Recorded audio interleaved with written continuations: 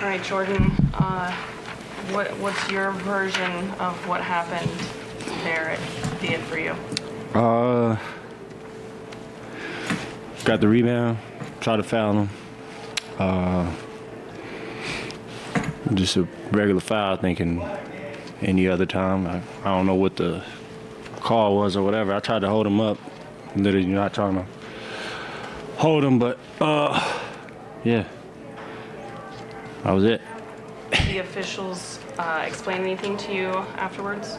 Nah, he just said it was a flagrant 2 foul because how I fouled him or something, but I didn't make any contact with his face. I didn't do anything. At the end of the day, I was literally trying to hold him up. But hey, refs call what they call, they see what they see. You kind of already answered this, but were you surprised by his reaction? I don't know. Hey, honestly, it is whatever, man. We're on the basketball floor. We hit a hoop. I don't know. It is what it is. Do you feel there's as a player, do you feel that there's been some inconsistency in the style of game that's being officiated during games in terms of, I guess more specifically, like things that are fouls in the first and second quarter haven't been fouls in the third and fourth quarter and vice versa? Do you see any of that, or is that something that you I mean, everybody part of the game. I think it's been a lot of inconsistency. I think everybody's like spoken out about that around the league, period. But hey, it's part of the game. We all got a job when we come in here, get on the floor. Like I said, the last game, I think everybody makes mistakes. They might be trying to cover up for theirs as well. So, you know, it's just part of the game. You got to learn how to play through it and keep trying to continue to stay poised and keep your composure through those times. Just one thing from, you know, trying to finish games, you definitely can't rely on no refs right now at this point in the game. You got to go and make plays and play aggressive and do that. When you found out you had a flagrant 2, were you tempted to throw your headband again? Nah, that's why I laid it. I gave it to somebody in the crowd. I got it like last time I threw it at the seat. So yeah, I made sure somebody in the crowd. I think people went and got the headband that I threw. Cost me some money, but hey, it is what it is. You could have really entered that seat. Yeah. It's crazy because that's the medical staff seats, and then the game was over. They was all back here. So I mean, it's been a good week for the NBA for them in terms of me giving them money.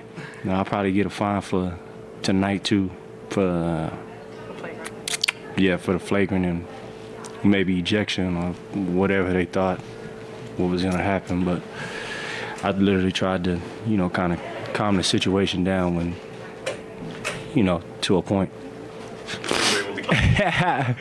You said what? To a point. He said that and I went.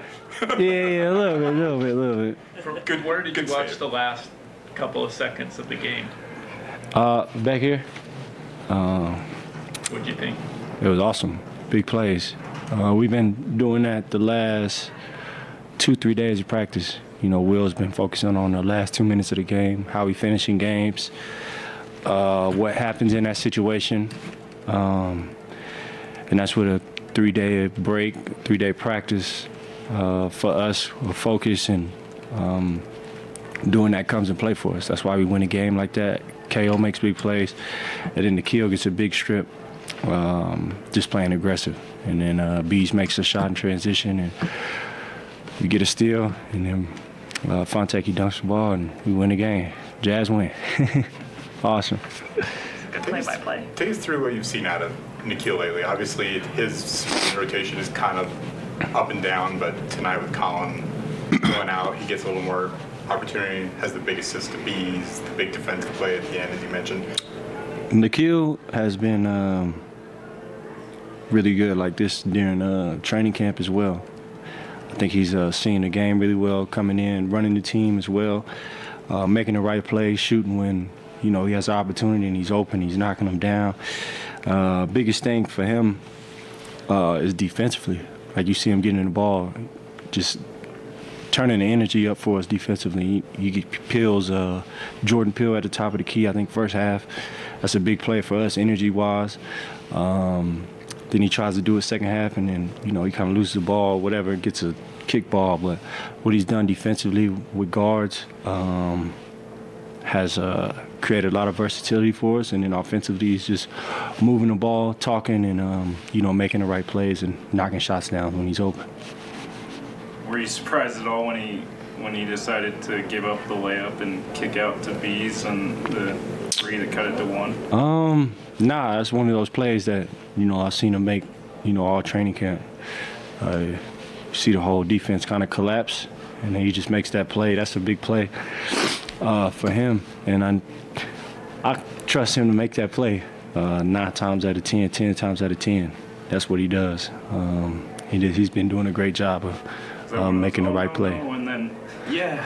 Nah, it wasn't one of those. It's either we take the layup or he makes a 3. He right at the rim, collapse the whole defense. It's either a layup, we get the ball, we trap, foul, do what we got to do, maybe get a steal.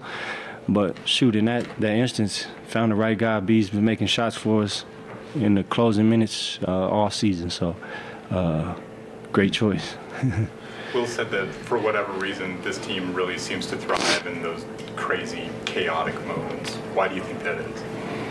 We just tough. You know, we just claw it out. I think we all are mentally strong as well. You know, we take every run, come back to the bench, talk about it,